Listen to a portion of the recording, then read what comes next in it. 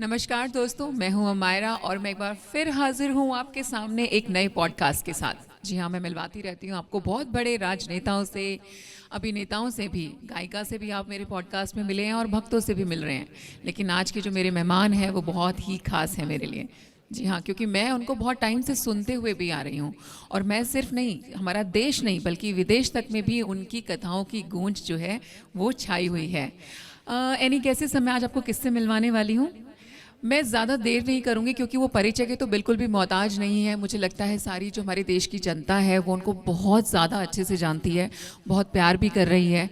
और वो इतनी कम उम्र में भी मैं बोल सकती हूँ क्योंकि अगर मैं उनके ज्ञान की बात करूँ तो उनके जो ज्ञान का और उनकी उम्र का आपस में अगर आप संबंध देखेंगे तो देखेंगे बहुत कम उम्र में वो बहुत ही ज़्यादा अच्छा कार्य कर रहे हैं। तो मैं बिना देर करे आपको मिलवाना चाहती हूँ परम पूज्य श्री अनिरुद्ध आचार्य महाराज जी से। महाराज जी, आपका बहुत बहुत स्वागत है हमारे आज के पॉडकास्ट में। धन्यवाद। और मैं तो जितना थैंक यू करूँगी आपको उतना कम है कि आपने हमारे लिए अपना कीमती समय में से जो समय निकाल के हमें दिया है।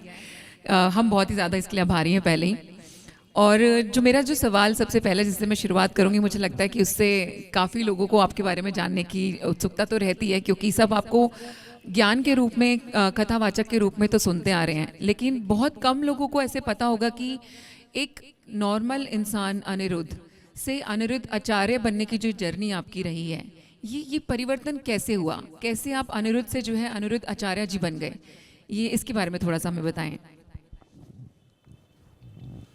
सामान्य जीवन हम सभी जीते हैं, आज भी जीते हैं, परंतु जब आप कुछ करना चाहते हैं जीवन में तो करना एक तो अपने लिए होता है, एक समाज के लिए होता है। जो व्यक्ति अपने लिए करना चाहता है वो सीमित रह जाता है, पर जो समाज के लिए कुछ करना चाहता है तो समाज फिर उसे एक अलग स्थान देती है। वही हुआ कि जब हम होश संभाले, जब थोड़ा बड़े हुए तो मन में भाव आया कि क्यों ना सेवा की जाए। बचपन से सेवा करने का ही मन था और सेवा करते करते करते करते बिहारी जी ने यहाँ तक पहुँचाया।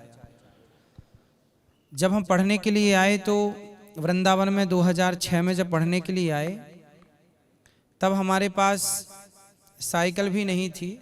स्कूल जाना होता था, विद्यालय जाना होता था पढ़ने के लिए। तब दो दोस्त हम मिलकर के साइकिल 250-250 रुपये मिला करके हम लोगों ने साइकिल ली और विद्यालयों को अटेंड किया, हर क्लास को अटेंड किया, पढ़ाई पर ध्यान दिया। और पढ़ते पढ़ते पढ़ते पढ़ते भाव आया कि क्यों ना इस पढ़ाई का सदुपयोग किया जाए। हम बहुत पढ़ जाएं, हमारे पास बहुत डिग्रियां हो जाएं, पर वो डिग्रियां समाज के किस काम की हैं। महाराज जी, क्या उम्र रही होगी उस टाइम आपकी, जिस वक्त की आप ये बात हमें बता रहे हैं? 2006 की बात है। 2006। उस समय हमारी उम्र थी लगभग 16-17 वर्ष। 16-17 साल मात्र जी। तो उस समय ये भाव आया कि डिग्रियां यदि हमारे पास हैं, शिक्षा हमारे पास है, आपसे भी ये हम सबसे बात कहते हैं कि यदि आपके पास शिक्षा है, आप पढ़े लिखे हैं, आपके पास बहुत सारी डिग्रियां हैं, क्या आपकी डिग्री, क्या आपकी शिक्षा समाज के काम आ रही है या सिर्फ परिवार का पेट भरने में लगी है? यदि हमारी विद्या, हमारी योग्यता, हमारी काबिलियत यदि समाज के काम आई तब तो हमारा पढ़ना लिखना सार्थक है।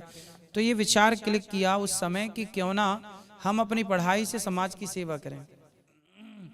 पढ़े लिखे तो बहुत हैं, डिग्रियां तो सबके पास हैं, क्यों ना समाज के काम हम आए। तब माताओं की सेवा करने का भाव, एक माँ हमारे पास आकर बोली कि मेरे बेटे ने मुझे घर से निकाल दिया है और मेरे पास खाने की रोटी नहीं और रहने का छत नहीं। तब हमें लगा कि शायद ये माँ के माध्यम से भगवान हमसे ये कहना चाह रहे हैं कि तुम इन माँओं की सेवा करो। तो उन माँओं की सेवा करते करते आज समाज ने इतना स्नेह दिया, इतना प्यार दिया आपने, कि आज अनिरुद्ध से अनिरुद्धाचार्य बना के बिठा दिया। नहीं महाराज जी, मुझे तो लगता है अभी तो आपकी जर्नी और भी बहुत बहुत बहुत आगे जानी है। शुरुआत भलाई किसी एक इंसान की आने से हुई हो, बट क्या जब जो माता जी आपके पास में आई तो आप बोल सकते हैं कि आपकी जर्नी में वो एक टर्निंग पॉइंट रहा जब आपको लगा कि आपको इनके लिए या समाज के लिए आगे कुछ करना है? हाँ, वो एक ऐसी स्थिति थी, वो माँ से मिलने के बाद मुझे ये लगा कि ये इस रूप में भगवान ही आकर ये कह रहे हैं कि अब आपका ये रास्ता है सेवा का, इसको आप पकड़ लो। फिर हमने उसको पकड़ लिया और हर जरूरतमंद की सेवाएं स्टार्ट की। फिर कोरोना काल के दौरान बहुत लोगों को भोजन की जरूरत थी, तो उसी समय अन्न क्षेत्र स्टार्ट हुआ, गौरी गोपाल अन्न क्षेत्र, जहां आज लगभग 30,000 लोग भोजन पर डे करते हैं, नित्य प्रति 30,000 भक्त, वो भी निःशुल्क।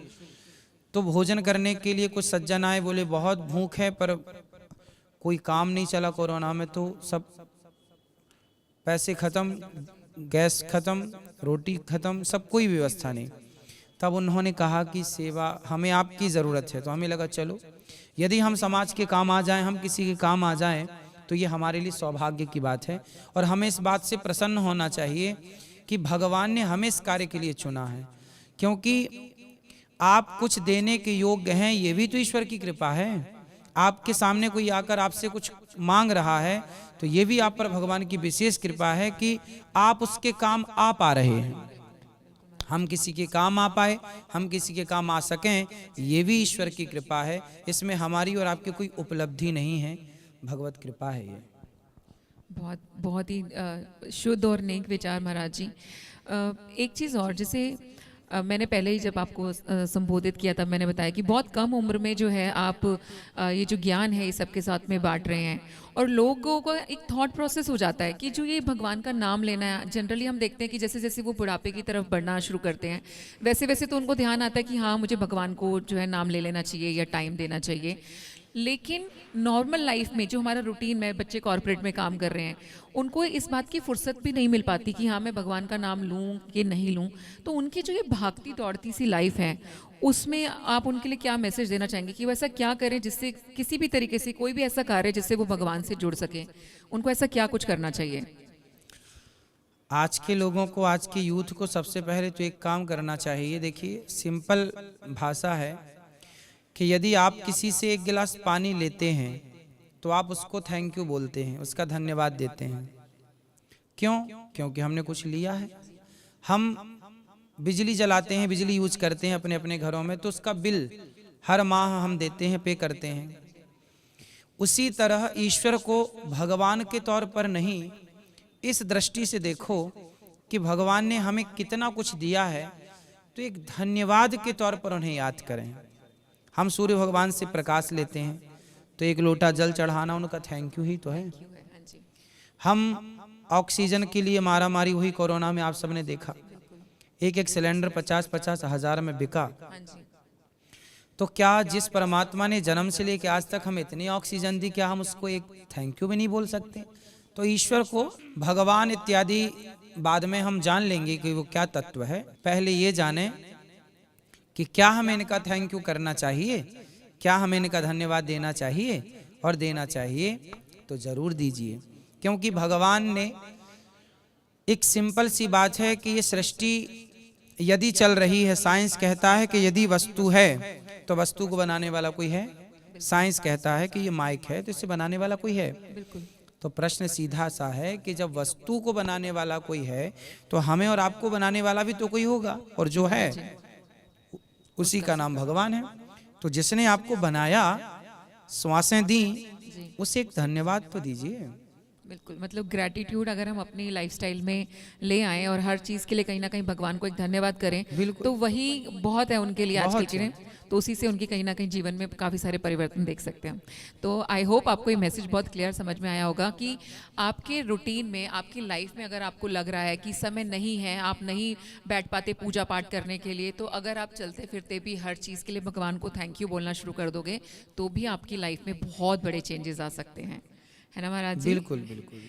ओके महाराज जी, एक चीज़ और मैं आपसे जानना चाहूँगी कि देखिए, कथावाचक होने के साथ साथ आप गृहस्थ से भी बिलोंग करते हैं, तो वहाँ पर क्या आप भी नॉर्मल लोगों की तरह एक नॉर्मल लाइफ जीते हैं? बच्चों के साथ बाहर मूवी देखने जाना, वाइफ के साथ में भी अलग से टाइम स्पेंड करना, क्या ऐसा कर पाते हैं आप? नहीं, मंदिर जाते हैं जी, मूवी देखने नहीं जाते, मूवी देखने जाते हैं क्योंकि आज की मूवियों में सिवाय अश्लीलता के क्या है? जी। तो अश्लीलता देखने क्या जाएं? ये तो अश्लील लोग ही देखें अश्लीलता, हम और आप तो मंदिर देखें, हम आप तो भगवान की चर्चा सुने, जी अश्लीलता क्यों देखें? सवाल आपसे सबसे है कि जो आपको और आपके कल्चर को, आपके बच्चों को अश्लील बनाने की कोशिश करें, जी उन्हें देखना क्यों है? अच्छी चीज़, हाँ कोई बढ़िया मूवी है जो केरला द केरला है, मूवी आई है, बहुत अच्छी थी वो। कश्मीर की एक मूवी आई, कश्मीर पर जो कश्मीर हत्या, फाइल्स, हाँ जी। वो अच्छी थी, जो इतिहास से कनेक्ट करे, जो यथार्थ को सामने लाए, वो मूवी तो अच्छी है, उसे देखना भी चाहिए। सांस्कृतिक कार्यक्रम वगैरह या कुछ वो सब आप अपनी व्यर्थ की फैमिली के साथ। अश्लीलता भरी चीजें हम क्यों देखें? जी बिल्कुल बिल्कुल। मैं मूवी नहीं देखता। जो विशेष मूवियां हैं जो इतिहास से, जैसे पृथ्वीराज चौहान से जुड़ी एक मूवी मैंने देखी, जो पृथ्वीराज चौहान के पूरे जीवन चरित्र से थी, जी वो मैंने देखी। जो महान पुरुषों से जुड़ी बातें हैं वो तो देखना चाहिए, भारत से जुड़ी ऐतिहासिक बात है वो तो सुनना चाहिए, वो मूवियाँ देखनी चाहिए। व्यर्थ की हम बातें ना देखें, क्योंकि उससे हमारा मन विचलित होगा।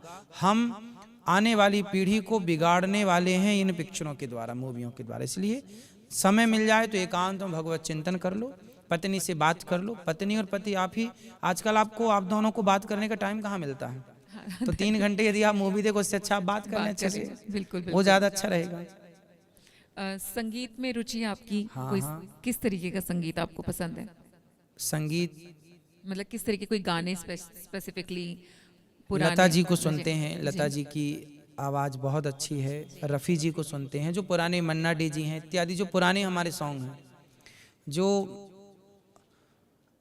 आध्यात्मिक से भरे हुए हैं, जो जिनके शब्द बहुत अच्छे हैं, पुराने जो, मीनिंगफुल होना चाहिए, कुछ मतलब निकले गाने का, सिर्फ जिसका कोई अर्थ हो। सिर्फ टिक चिक नहीं। हाँ हाँ हाँ, बहुत अच्छी चीज़ें हैं। हमारे रफ़ी जी बहुत अच्छा गाए, बहुत अच्छा। अब उन्होंने गाया, रफ़ी जी ने गाया कि सुख के सब साथी, दुख में न कोई, मेरे राम मेरे राम। कितना सुंदर गाया, कितना मतलब सार भर दिया शास्त्रों का। ये जो लाइन जिसने लिखी होगी, इस गीत को जिसने भी लिखा होगा, गजब। क्या उस जमाने में क्या लेखक थे, क्या गाते थे। आज तो बस मुन्नी बदनाम हुई और शीला की जवानी है। इसलिए हम पुरानी चीज़ों को सुने और पुरानी चीज़ों को ही सार युक्त मानना चाहिए। तो पुरानी चीज़ें जो बढ़िया हैं, भजन जुड़े हुए। अब एक गीत मुझे बहुत पसंद है, जी सजन रे झूठ मत बोलो, प्रभु के पास जाना है, न हाथी है न घोड़ा है, वहाँ पैदल ही जाना है। कितनी बढ़िया बात है, कितना क्या शब्द है इनके लिए, धन्यवाद के लिए भी शब्द नहीं है। बहुत अच्छी चीज़ है। मतलब वेल एक्सप्लेन भी है, कुछ बताने की जरूरत नहीं है, और भावार्थ जो है बिल्कुल साफ साफ समझ में हमें यहाँ पर बहुत अच्छे से आ रहे हैं। बहुत खूब, नहीं बहुत अच्छा लगा आपकी ये रुचि जान के भी। एक बहुत कॉमन सा प्रश्न है जो जनरली हमसे कमेंट सेक्शन में भी लोग पूछते रहते हैं। आपकी कथा सब लोग सुनते हैं, आप अपनी कथा में अक्सर बोलते हैं कि मांस नहीं खाना, मतलब जो अल्कोहल का सेवन आपने यहाँ पे नहीं करना है, प्रभु प्राप्त नहीं होते। तो जनरली लोगों का कहना है कि अगर हम मांस खाते हैं तो क्या हम भगवान की कृपा पाने के लायक ही नहीं है, हमें कभी उनकी कृपा नहीं मिलेगी, और क्या हमें बिल्कुल अलग कर दिया गया क्योंकि जस्ट बिकॉज हम नॉनवेज खा लेते हैं तो भगवान हमारे नहीं है और हम भगवान के नहीं हैं। मतलब ऐसे उनका सवाल है, तो इस बारे में कुछ थोड़ा सा क्लैरिटी अगर आप हमें दें। उनसे पूछिएगा कि यदि हम आपके बच्चे को सताएं और फिर हम आपसे उम्मीद करें कि आप हमसे प्यार कीजिए, आप हमें आशीर्वाद दीजिए, तो यदि आप किसी के बच्चे को सताएं, उसकी जान ले लें और फिर आप ये उम्मीद रखें कि आप हमसे प्यार नहीं करते और आप हमसे प्यार कीजिए, आप हमें आशीर्वाद दीजिए, तो क्या ये पॉसिबल है? उसी तरह ये सृष्टि भगवान की है, हर जीव भगवान की संतान है, चाहे कुत्ता हो, बिल्ली हो, चींटी हो, बकरा हो, बकरी हो, पक्षी हो, पशु हो, मछली हो, मुर्गी हो, सब भगवान की संतान है, क्योंकि हमने या तो मुर्गी बनाई नहीं।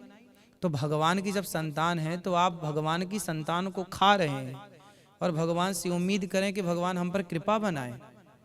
तो ये दोनों संभव नहीं हो सकता।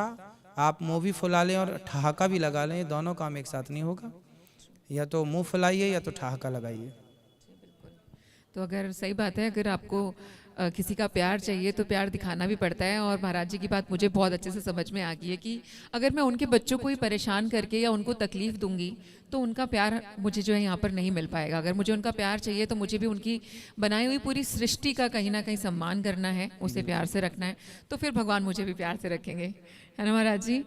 महाराज जी एक चीज़ और, सोशल मीडिया पे भी जनरली ये काफ़ी चलन में रहता है। इन जनरल भी हमने देखा आजकल जब लड़की देखने के लिए हम जाते हैं, रिश्ते के लिए अगर लड़कियां जब देखी जाती हैं तो एक ना परफेक्ट वुमेन की एक पिक्चर बना दी गई है कि वो वर्किंग भी होनी चाहिए, काम भी करे, बाहर भी जाती हो, पैसे भी कमाती हो, घर भी संभाले, बच्चे भी देख ले। तो ये जो भूमिका एक बना दी गई है, इसमें किसी का भी फिट हो पाना कई बार बहुत ज़्यादा ज़रूरी भी नहीं है, क्योंकि not everybody is educating, not everybody is working. तो यहाँ पर जो बहनें हमारी घर पे हैं या नहीं काम कर रही हैं, तो क्या वो परफेक्ट वुमेन की भूमिका में बिल्कुल फेल हो जाती हैं? तो आपके सेंस में अगर हम बात करें कि कौन है परफेक्ट वुमेन, तो उस बारे में आपका क्या कहना है? स्त्री का धर्म है यही ते अधिक धर्म नहीं दूजा, सादर सास ससुर पद पूजा। एक ही धर्म एक व्रत नेमा, काय वचन मम पति पद प्रेमा। पति की सेवा करना, अपने बड़ों की सास ससुर की सेवा करना और बच्चों को संस्कार देना।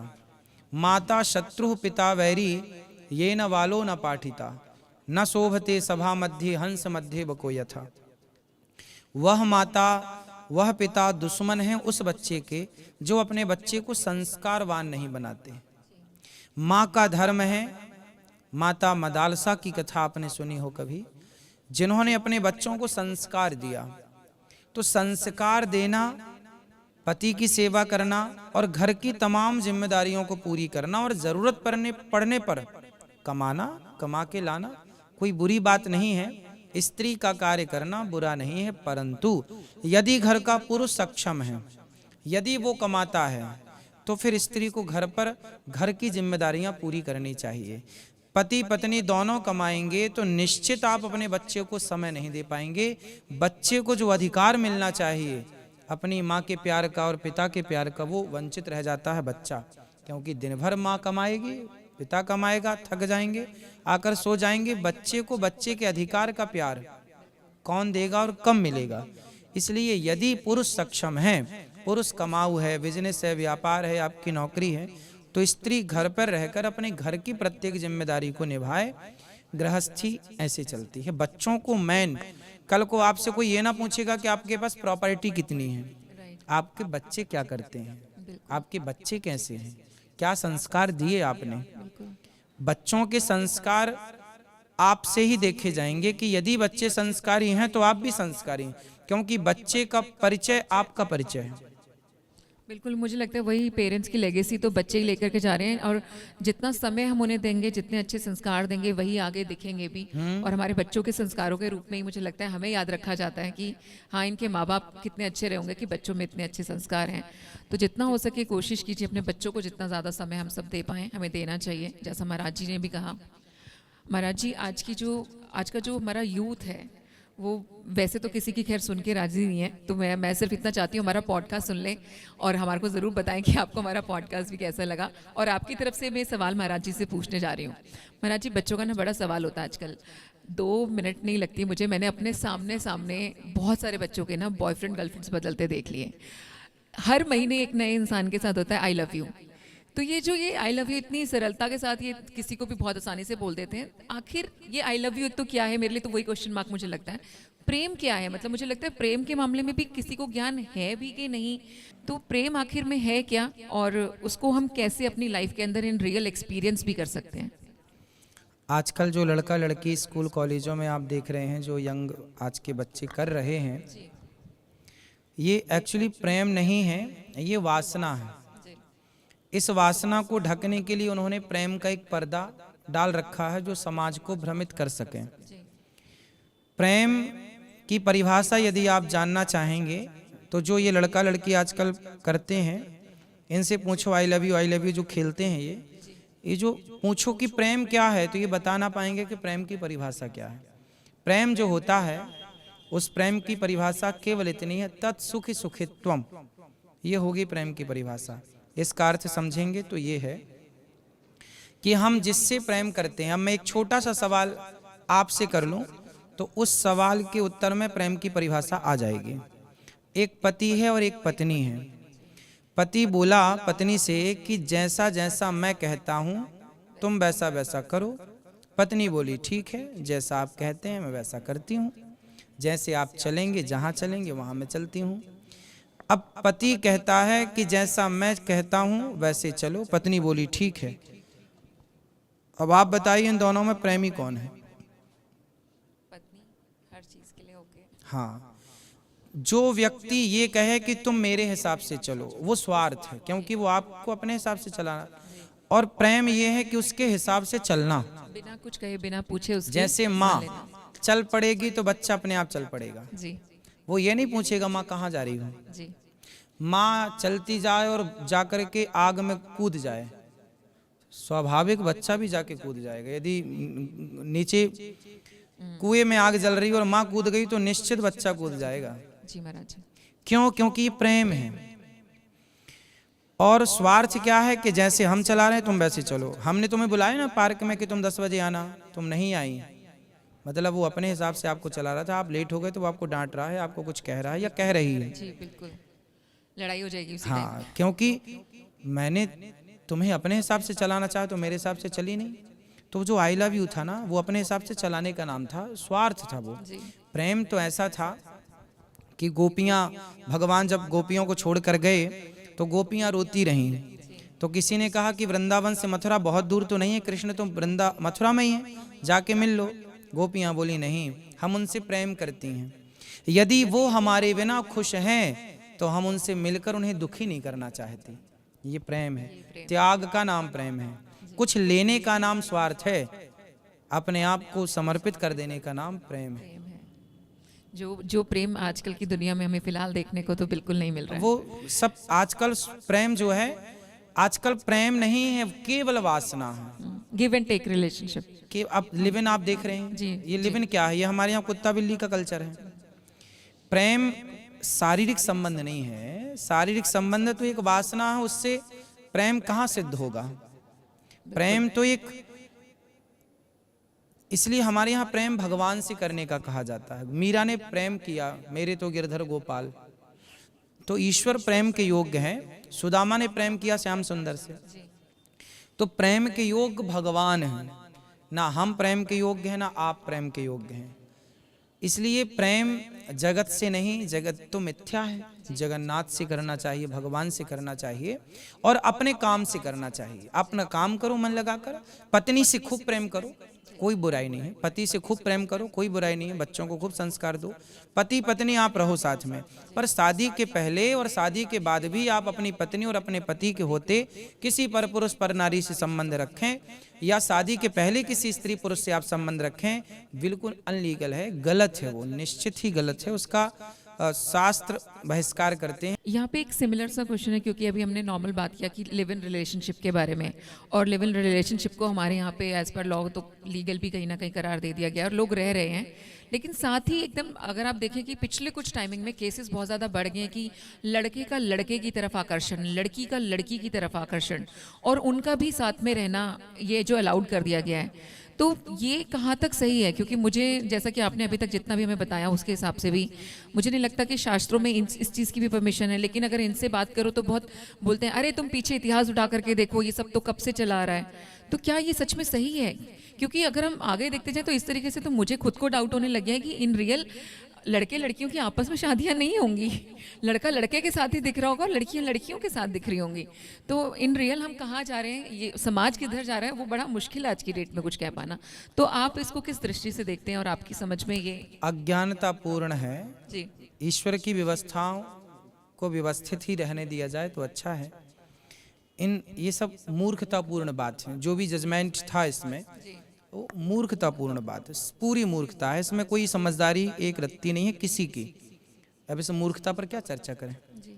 कहीं ना कहीं इसको बोला जाता है, जैसे जो हमने पहले पढ़ा भी है कि इस तरीके के जीवन को जानवर जिया करते हैं, इंसानों को नहीं दिया गया था ये। नहीं, जानवर कहाँ जीते हैं ऐसे जीवन? ये तो हाँ, ये वाला तो सच बात है, आप जानवर के भी भाई नहीं बोल जानवर कहाँ जीता है? सकते। जी, जानवर भी ऐसे नहीं जीते, उनमें भी तो हम कहीं ना कहीं मादा जानवर होती से है। भी बदतर एक तरीके से हो चुके हैं आज की डेट में। तो ये बहुत ही गंभीर एक तरीके से विषय है और ये सोचने लायक क्वेश्चन भी है आप हमने लोगों के लिए बचपन में भी। कहानियां भी सुनी थी, जी। एक तोता था एक तोती थी। बिल्कुल। ये नहीं सुना कि एक तोता था एक तोता था। जी, हाँ, ऐसे ही सुना है कि एक तोता था और एक तोती थी, बिल्कुल। है ना? तो एक शेर था एक शेरनी थी। समय के हिसाब से महाराज जी नई कहानी लिखने का वक्त आ गया है। एक दो तोते थे मतलब यहाँ पे परिवर्तन एक्चुअल में बहुत बड़ा है और देखने लायक है, सोचने लायक है। मतलब मुझे लगता है कि बहुत छोटी सी चीज़ होगी शायद आपके लिए, लेकिन सच में सोचने लायक है कि हम किधर जा रहे हैं आज की डेट में। जब बच्चा घर में नॉर्मल बात होती है, पेरेंट्स पहले लड़ते होते थे कि मैं अपने बेटे की या अपनी बेटी की लव मैरिज करूंगा या नहीं होने दूंगा टाइप में। आज की डेट में इस बात पे लड़ाई होती है, अरे भाई लड़की से शादी कर ले, बड़ा होकर लड़के से शादी कर ले। तो ये आने वाले समय के लिए बहुत गंभीर विषय बन सकता है ये, तो इस पे हमें सबको एक मुझे लगता है ध्यान देने की ज़रूरत है। और ये नहीं है हमारा कल्चर। अगर हम अपनी संस्कृति की थोड़ी सी भी रिस्पेक्ट करते हैं तो हमें उसी हिसाब से यहाँ पे चलना चाहिए। बिल्कुल।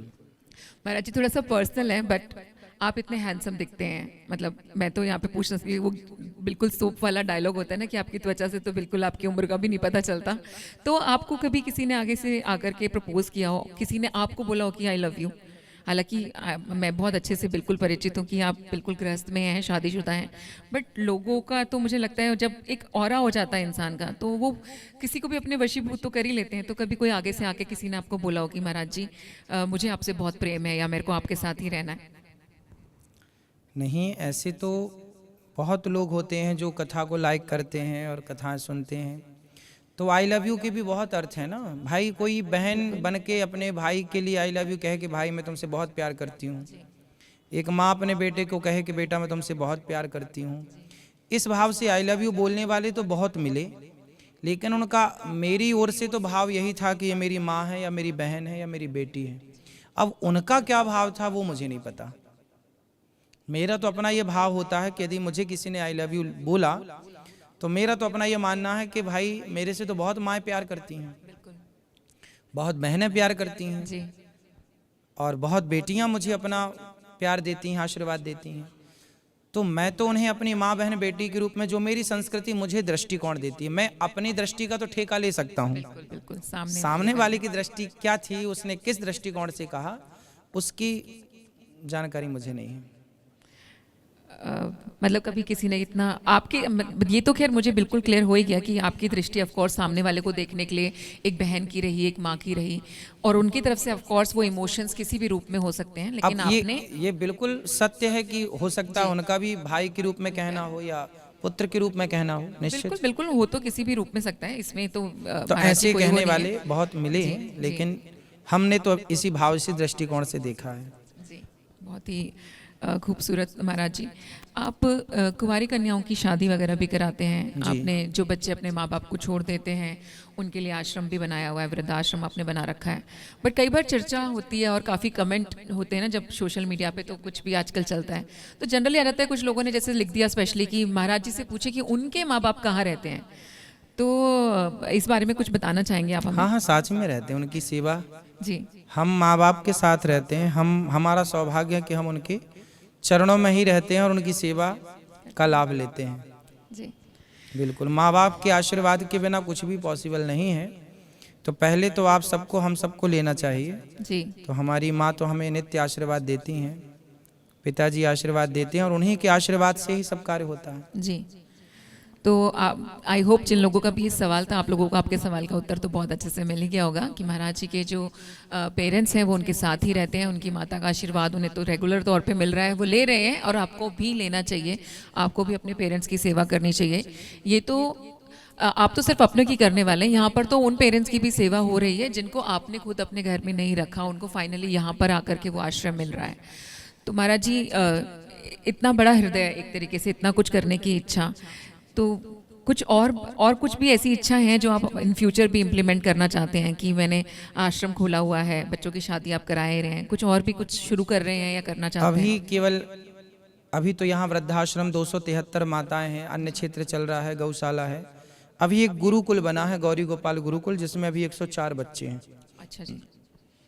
इससे हम चाहेंगे भविष्य में कि हर शहर में ये गौरी गोपाल गुरुकुल हो, जहाँ बच्चे आसानी से उस पुरानी परंपरा को प्राप्त कर सकें, वो पुरानी शिक्षा पद्धति को फिर से हम लागू करें जी। जो हमारे भारत में गुरुकुल की परंपराएं थी। गुरुकुल की, बिल्कुल। तो वो गुरुकुल की परंपरा कहीं नष्ट ना हो जाए, इसलिए उन पर आगे काम करने का विचार है।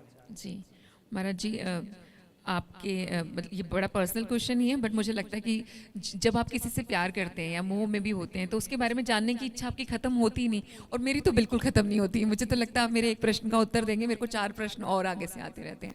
आपके बच्चों के बारे में भी कुछ बताना चाहेंगे? कितने बड़े हैं? एक 5 वर्ष के हैं और एक 10 वर्ष के हैं। अच्छा, दोनों पुत्र हैं आपको? दोनों पुत्र हैं। अरे वाह, बहुत ही खूबसूरत।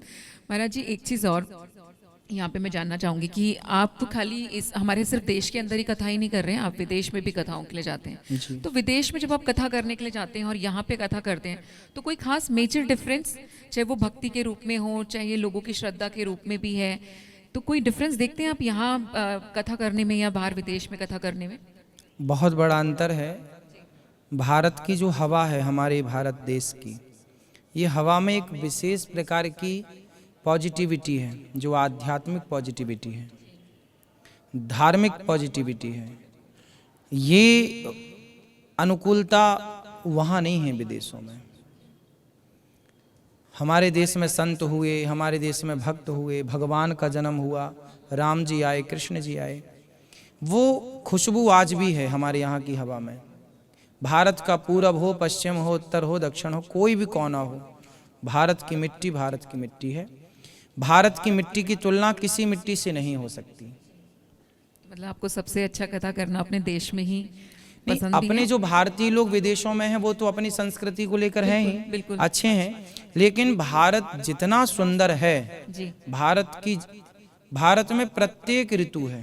बिल्कुल आप सर्दी का मजा ले रहे हैं, आनंद ले रहे हैं, बिल्कुल। गर्मी का भी आनंद लेते हैं। विदेशों में अब 12 महीने सर्दी है, किसी में जी जी, किसी में गर्मी ही गर्मी है। बिल्कुल। तो यहाँ आनंद है, सब ऋतुओं का सुख है। यहाँ पर सब प्रकार के फलों का सुख है, जी, सब प्रकार के हमारे यहाँ खेती होती है, हर चीज़ हमारे यहाँ है। हमारे यहाँ किसी चीज़ की कमी नहीं। गंगा है, यमुना है, सरयू है, सरस्वती है। हमारे यहाँ जैसी गाय कहीं नहीं है। हमारे यहाँ जैसा खान पान, रहन सहन कहीं नहीं है।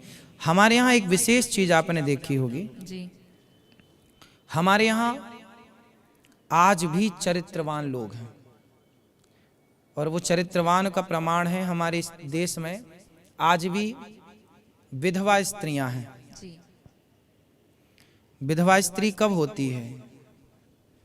पति, हमारे देश की संस्कृति है कि यदि पति ना हो तो स्त्री उसकी विधवा रहकर पूरी जवानी और पूरा बुढ़ापा गुजार देगी, पर अपने चरित्र पर दाग नहीं लगने देगी। आज भी लाखों स्त्रियां ऐसी मौजूद हैं हमारे देश में। आप विदेशों में जाइए, वहां कोई विधवा नहीं मिलेगी आपको। क्यों? क्योंकि एक गया दूसरा जिंदाबाद, दूसरा गया तीसरा जिंदाबाद। तो जो चरित्र है, आज भी पूरी दुनिया में सबसे श्रेष्ठ चरित्र आप छानिए, पूरी दुनिया में भारत का ही चरित्र सबसे श्रेष्ठ है। हमारे देश में ऐसी स्त्रियां हैं जिन्होंने पति को केवल एक बार देखा है और पति की मृत्यु हो गई, स्पर्श भी नहीं किया पति का, और उसकी विधवा सारी जिंदगी गुजार दिया। गौरी गोपाल आश्रम एक माँ है, 7 वर्ष की आयु में विवाह हुआ, जब वो 7 साल की गुड़िया, अभी वो हैं, और जब वो 8 वर्ष की हुई तो उनके पति की मृत्यु हो गई। पहले बहुत छोटे छोटे शादी हो जाती थी। ये बात लगभग आप मान लीजिए कि उनकी उम्र आज 87-88 साल की है, तो 80 साल पुरानी बात है ये। आज के 80 साल पहले उनका विवाह हुआ जब वो 7 वर्ष की थी। अब 7 वर्ष की गुड़िया छोटी बच्ची होती है, और 8 वर्ष की उम्र में उसकी पहले शादी हो जाती थी और विदाई नहीं होती थी। विदाई 3 साल बाद, 4 साल बाद होती थी। तो उनकी विदाई नहीं हुई थी, शादी तो हो गई थी, पति का स्पर्श नहीं किया और विधवा हो गई। फिर वो पूरी जिंदगी अपने पति की विधवा रह करके उन्होंने भगवान के स्मरण में जीवन निकाला, पर चरित्र पर दाग नहीं। अपनों ने बाद में छोड़ दिया, क्योंकि बाद में अब गौरी गोपाल आश्रम है और ये दास सेवा करता है माँ की। क्या बात है। आप बिल्कुल ठीक बोला कि मुझे लगता है संस्कृति के मामले में, संस्कार के मामले में जितना हमारा देश भारत रिच है, उतनी रिचनेस आपको कहीं देखने को नहीं मिलेगी। तो महाराज जी, जब बाहर कथा वगैरह करते हैं तो क्या फॉरेनर्स वगैरह भी आते हैं आपको सुनने के लिए, या हमारे वहाँ पे जो देशवासी हैं, इंडियंस हैं, वही होते हैं? जो अपने भारतीय हैं वो आते हैं, कुछ आते हैं वो जो समझते हैं, जी जो थोड़ा बहुत आध्यात्म से जुड़े हैं वो भी आते हैं। जी जी जी जी। तो अध्यात्म पे जुड़ना आजकल के बच्चों के लिए कितना सही है और कितना गलत? अब आप देख लीजिएगा कि आध्यात्म में तो सही राह है। जी अब आजकल के बच्चे पूरी शराब पी करके और थिएटरों में जाके नाचते हैं, क्लबों में जा कर के झूमते हैं। अब आप देख लीजिए कि एक तरफ क्लब है जो शराब पिला करके पूरी रात आपको नचाता है, और एक आध्यात्म है जो भक्ति और प्रेम के अमृत में आपको झुमाता है। एक सही रास्ता है जो आपको शराब में नहीं, मांस में नहीं, गलत राह पर नहीं जाने देता। एक सही रास्ता है, एक गलत रास्ता है। अब आपका ये निर्णय आपको लेना है कि आपको सही रास्ता चुनना है या गलत रास्ता चुनना है। आध्यात्म सही रास्ता है, सबके लिए अनिवार्य है। अब बाकी तो सब रास्ते गलत ही हैं। अब शराब पीना कौन सा सही रास्ता है? नहीं नहीं, बिल्कुल महाराज जी, बिल्कुल भी सही रास्ता नहीं है। बट मैं तो चाहती हूँ कि हमारी ये बातें सुन करके, हमारा पॉडकास्ट देख करके जितने भी लोग जागरूक हो सकें, वो हमारे लिए बहुत ज़्यादा खुशी की बात होगी। गाना उनका बहुत फेमस बीच में रहा है और हर जगह पे चल रहा है। मेरी झोपड़ी में जो है राम आएंगे, भाग खुल जाएंगे, इट्स क्वाइट वेरी फेमस। मैंने राम जी के लिए 2 लाइनें लिखी हैं। जी जी जी, बहुत, अगर आप हमें सुनाएं। तो मैंने राम जी के लिए 2 लाइनें लिखी। महाराज जी चरण शरण में ले लो राम, चरण शरण में ले लो राम। तुम हो एक अगोचर भगवन, तुम हो एक अगोचर भगवन।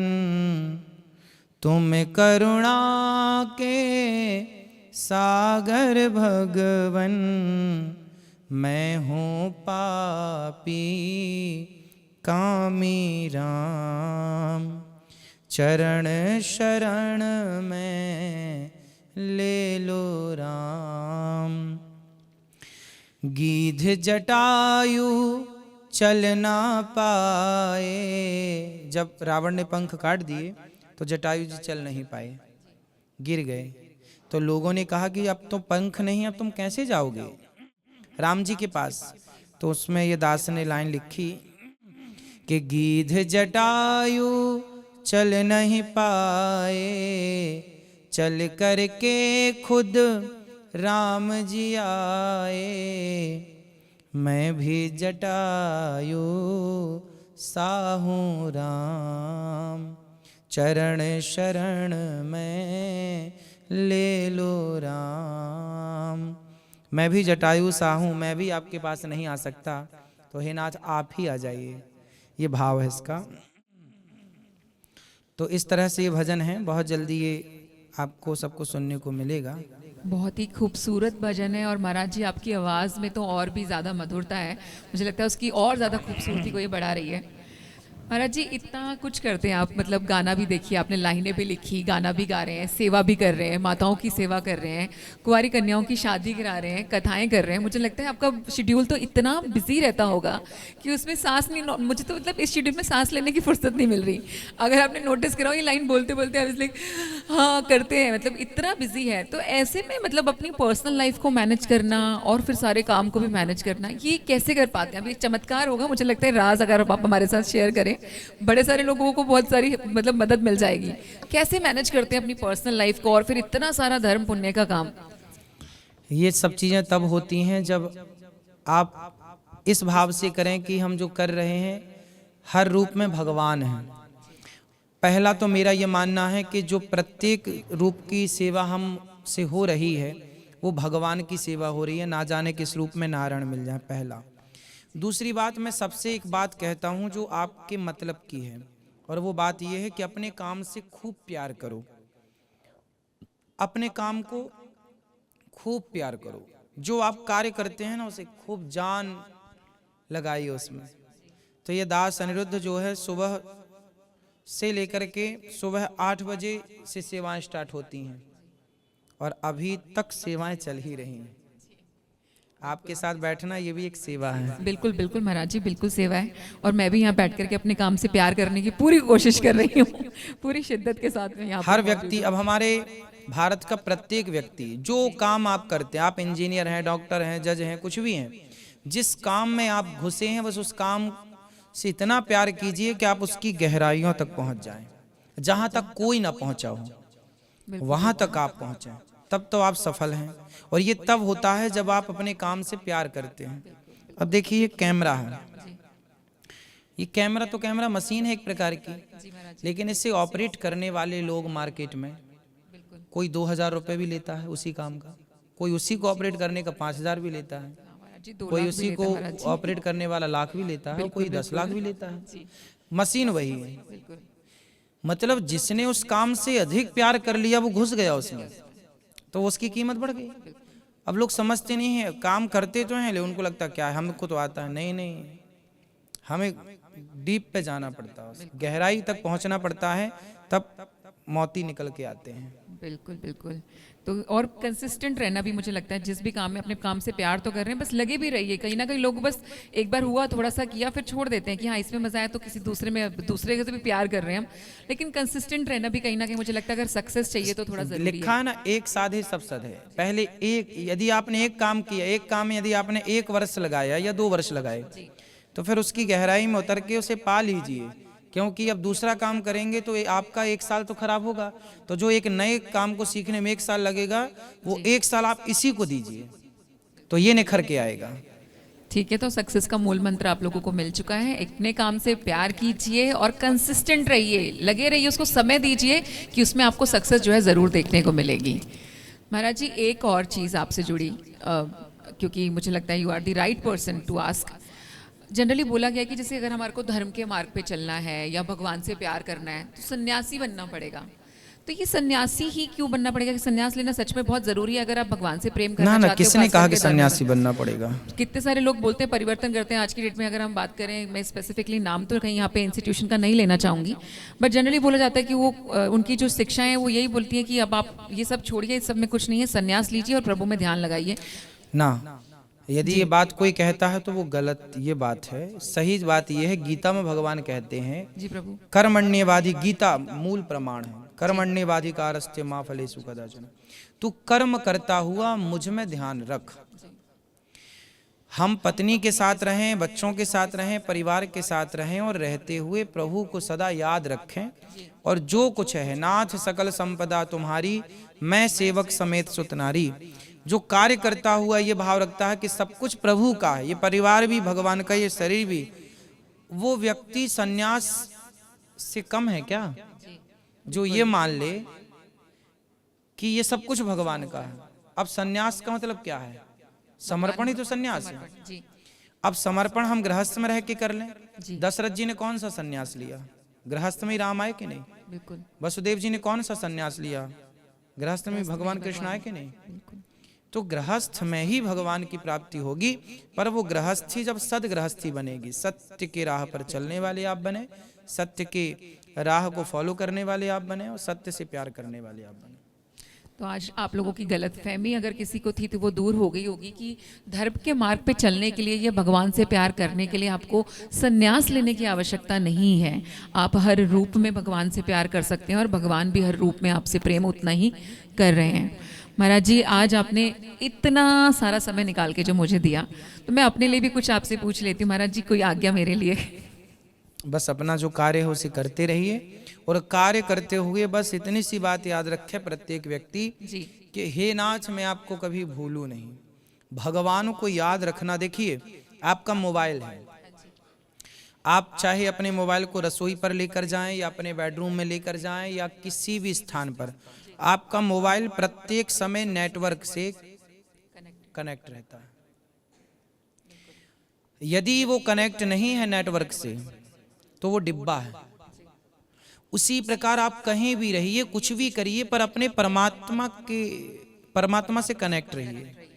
यदि आप ईश्वर से कनेक्ट हैं तब तो आप हैं, वरना आप डिब्बा हैं। बिल्कुल नहीं नहीं महाराज जी, मैं हूँ मैं डिब्बा नहीं हूँ। महाराज जी, आज का जो ये पॉडकास्ट है, इससे मुझे लगता है कि आपके थ्रू जो आंसर्स मिले हैं उससे बड़े सारे लोगों को बहुत कुछ जानने को मिलेगा। इस पॉडकास्ट का जो है मैं बस अभी समापन करना चाहूँगी, लेकिन मैं चाहती हूँ कि यूथ के लिए, वैसे तो आपके हर शब्द में एक मैसेज मुझे तो मिल रहा है, मुझे समझ में आ रहा है, तो आई एम श्योर आप सबको भी समझ में आ रहा होगा, बट फिर भी कोई 2 लाइनें आप सारे यूथ को अपनी तरफ से कहना चाहें। बस आज के सभी नौजवान दोस्तों को, भाइयों को और बहनों को बस यही प्रार्थना है कि आप खूब पैसा कमाइए, खूब नाम कमाइए, लेकिन ये याद रखिएगा कि उस नाम और उस पैसे के पीछे एक चीज और है जो बेशकीमती है, और वो है आपका सम्मान। इसलिए आपके माता पिता जो है ना, वो आपकी तरक्की देखकर बहुत खुश होते हैं। आप ही वो हैं जो अपने माँ बाप को ऊंचा उठा सकते हैं, और आप ही वो हैं जो अपने माँ बाप को नीचे गिरा सकते हैं। कोई अच्छा कार्य कर जाइए तो माँ बाप को लोग धन्यवाद देते हैं कि आपने समाज को, देश को इतना लायक बेटा दिया। और आप कुछ गलत कर जाते हैं, जब लड़का लड़की कोर्ट मैरिज करते हैं, शादी कर लेते हैं मनमाने, तो जिस गली से आपके माँ बाप गुजरते हैं ना, तो लोग ताने मारते हैं कि देखो इनकी बेटी भाग गई, जब इनकी बेटी ऐसी थी तो ये कैसी होंगी।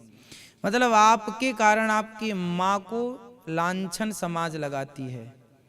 और क्या नहीं सुनना पड़ता, समाज ने तो माता सीता को कहने से नहीं छोड़ा, तो आपको और आपके परिवार को छोड़ देंगे। इसलिए कभी ऐसा कोई कार्य मत कीजिए। पैसा खूब कमाइए, खूब नाम कमाइए, पर समाज में जो आपके माँ बाप का सम्मान है, उस सम्मान को बढ़ाना है, ना कि घटाना है। और सम्मान तब बढ़ेगा, देखिए पैसा कमाना अलग विषय है, कमाइए खूब, लेकिन जरूरी नहीं है कि पैसा कमाने वाले के पास सम्मान हो। पैसा तो वैश्या भी कमाती है, पर उसका सम्मान कहाँ है। लेकिन आपको केवल धन नहीं कमाना, सम्मान कमाना, इज्जत कमाना। यदि आपकी इज्जत है समाज में, और इज्जत तब होती है जब आप अच्छे कार्य करते हैं। अपने चरित्र को पवित्र रखिएगा, और ये सम्मान तब मिलता है जब आप पैसे के साथ चरित्रवान हो। यदि आपके पास आपका कैरेक्टर ही नहीं है, चरित्र ही नहीं है। हमारे यहाँ देश में पूजा किसकी है? राम चरित्र सुनवे को रसिया, राम लखन सीता मन बसिया। रावण और राम में क्या अंतर है? राम जंगल में रहते हैं झोपड़ी में, और रावण लंका में रहता है सोने की लंका में। सोने की लंका में रहने वाले रावण के पास धन तो है, चरित्र नहीं है। और घास की झोपड़ी में रहने वाले राम के पास धन नहीं है, पर चरित्र है। और उस चरित्र का पावर देखिए कि आज युगों बाद भी उनका मंदिर बनाया जा रहा है, और चरित्रहीन रावण के पुतले जलाए जा रहे हैं। ये चरित्र का खेल है। राम और रावण में केवल चरित्र का ही तो अंतर है। चरित्रहीन रावण के पुतले जलते हैं, और चरित्रवान राम के आज मंदिर बनते हैं। आप अपना देखिए कि आप समाज में पूजना चाहते हैं, सम्मानित होना चाहते हैं, या अपमानित होना चाहते हैं। और आपके सम्मान और आपके अपमान का मूल कारण है आपका चरित्र। इसलिए प्राण जाए पर चरित्र न जाए। झांसी की रानी को जब मुगलों ने, झांसी की रानी को जब अंग्रेजों ने घेरा और घोड़े को गोली लगी, तो झांसी की रानी जंगल में एक संत की कुटिया जो घास की बनी थी, संत से कहा कि आप बाहर निकल जाइए, ये घास की कुटिया मुझे दीजिए। क्या करोगी बेटी? संत ने पूछा। महाराज जी, अब मैं जीवन समाप्त करने जा रही हूँ। संत ने कहा, आत्महत्या करना पाप है बेटी, क्यों मरेगी तू जीवित, क्यों जिंदा जलना चाहती है? झांसी की रानी उस समय 23 वर्ष की थी। झांसी की रानी ने कहा, महाराज दुनिया को ये मैसेज दे देना कि मैं जब तक मेरे शरीर में शक्ति थी, मेरा घोड़ा शक्तिशाली था, तब तक तो मैं देश के लिए लड़ती रही, मैंने देश की रक्षा की। अब मैं अंग्रेजों से घिर चुकी हूँ और मैं आत्महत्या नहीं कर रही हूँ, अब तो मैं चरित्र की रक्षा करने जा रही हूँ। अभी तक देश की रक्षा की, अब चरित्र की रक्षा करने जा रही हूँ। मैं भारत की नारी हूँ, यदि मैं जिंदा मिल गई अंग्रेजों को तो वो मेरे शरीर को गिद्धों की तरह नोच नोच कर खा जाएंगे। और भारत की लड़की हूँ, मरना स्वीकार करूंगी पर चरित्रहीन होकर जीना स्वीकार नहीं करूंगी। ये झांसी की रानी है, ये चरित्रवानों का देश है। यहाँ चरित्रवान ही हुए हैं, पूजा भी चरित्रवानों की। आप भी अपने चरित्र को बचा कर रखिए, खूब पैसा कमाइए, खूब कर्म कीजिए, कार्य कीजिए, और अपने माँ बाप का, अपने कुछ काम अपने लिए मत कीजिए, कुछ काम अपने परिवार के लिए मत कीजिए, कुछ काम अपने राष्ट्र के लिए कीजिए, अपने सुंदर देश के लिए कीजिए, अपने समाज के लिए कीजिए। अपने लिए तो पशु पक्षी भी खा रहे हैं, अपना पेट तो पशु पक्षी भी भर रहे हैं। सभी के लिए जो जिए, सभी में बांट कर खाए, उसे इंसान कहते हैं। पराया दर्द अपनाए, उसे इंसान कहते हैं। यूं भरने को तो पक्षी भी अपना पेट भरते हैं, सभी में बांट कर खाए, उसे इंसान कहते हैं। सभी में बांटिए, अपना सुख बांटिए। आपको ईश्वर ने जरूरत से ज़्यादा धन दिया है, हर गरीब की, हर ज़रूरतमंद की सेवा कीजिए। बस किसी के काम आइए, यही जीवन का उद्देश्य होना चाहिए। आपका बहुत बहुत धन्यवाद महाराज जी, इतना समय हमें दिया और इतने ज्ञान की बातें आज आपने हमारे साथ साझा की हैं। हम वेरी श्योर कि जो भी लोग हमारा पॉडकास्ट देखेंगे उनके जीवन में थोड़ा बहुत भी अगर परिवर्तन हम ला पाए तो हमारा पॉडकास्ट जो है सफल रहा। आपका बहुत बहुत धन्यवाद हमारे इस कार्यक्रम में आने के लिए। आपने देखा महाराज जी का जो मैसेज था वो बहुत ही ज़्यादा लाउड एंड क्लियर है। Do good, work on your character and make your parents proud. तो आपने बस ये बहुत छोटी छोटी सी 3 चीज़ें फॉलो करनी है। मैं फिर से आऊँगी एक नए पॉडकास्ट के साथ। आप मुझे कमेंट सेक्शन में ज़रूर बताओ कि नेक्स्ट आप किससे मिलना चाहते हो, किस और गेस्ट को हम इस मंच पर जो है वापस आपके साथ मिलवाएं। तब तक के मुझे दीजिए आज्ञा। Bye bye, thank you.